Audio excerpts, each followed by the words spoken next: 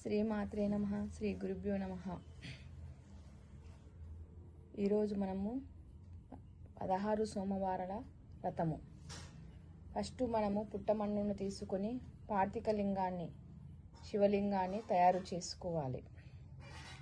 అలా 16 వారాలు. మొదటి వారము ఒక శివలింగాన్ని, రెండో వారము రెండో శివలింగాన్ని, మూడో వారము మూడో శివలింగాన్ని, నాలుగో వారము నాలుగో శివలింగాన్ని, ఇలా వారానికి ఒక శివలింగాన్ని మనము మన చేతితోనే ఫస్ట్ పుట్టమన్ను తీసుకొని దాంట్లో పసుపు, కుంకుమ, గంధం వేసి కొంచెం అక్షంతలు వేసి దానిని నీటితో, మంచి నీటితో, దైవ కార్యానికి వాడే మంచి నీటితో తడిపి మనము శివలింగాన్ని తయారు చేసుకోవాలి. ఆ పార్థిక లింగాన్ని శివునిగా భావించి ఆ పార్థిక లింగానికి 16 సోమవారాల వ్రతము చేయాలి. అందులో మొదటి వారము కాబట్టి మొదటి శివలింగం, రెండో వారము రెండో శివలింగం, మూడో వారం మూడో శివలింగం. మూడో వారం మూడో శివలింగం గురించి ఇప్పుడు వివరిస్తున్నాను. అయితే ఆ లింగాన్ని తయారు చేసుకొని ఫస్ట్ వినాయకుని, గణపతిని పూజ చేసుకోవాలి. ఆహ్వాన చేసుకొని పూజ చేసుకొని సంకల్పం చెప్పుకొని తర్వాత పార్థిక శివలింగాన్ని, మనం తయారు చేసిన పార్థిక శివలింగాన్ని పూజ చేసుకోవాలి. అమ్మను కూడా పక్కన పెట్టుకోవాలి, అమ్మ పార్వతిని. ఈ 3 లింగాలు ఉండాలి. వినాయకుని లింగము, పార్థిక లింగము, అమ్మ విగ్రహం ఉండాలి. ఈ విధంగా మనము ముందల ఫోటో ఉండాలి. పార్వతీ పరమేశ్వరుల ఫోటో, ఒక కలశ స్థాపన. మీకు ఆనవాతిగా ఉంటే కలశ స్థాపన చేసుకోండి. ఆనవాతిగా మాకు లేదు అంటే కలశ స్థాపన అవసరం లేదు, మీ ఇష్టం అది.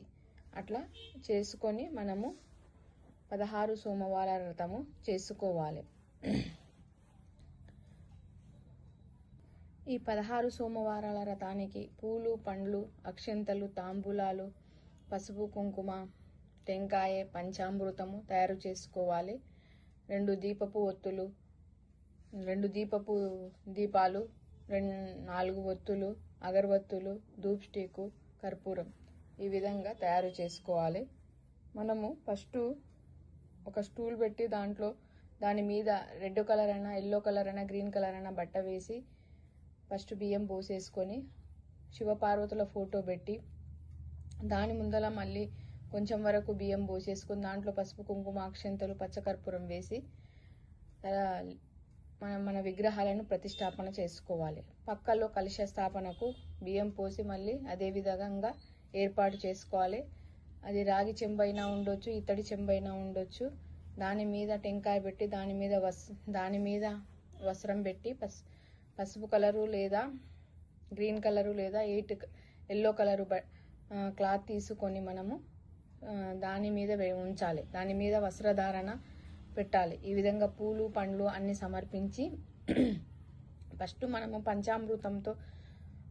పంచామృతంతో శివునికి అభిషేకం చేసుకోవాలి.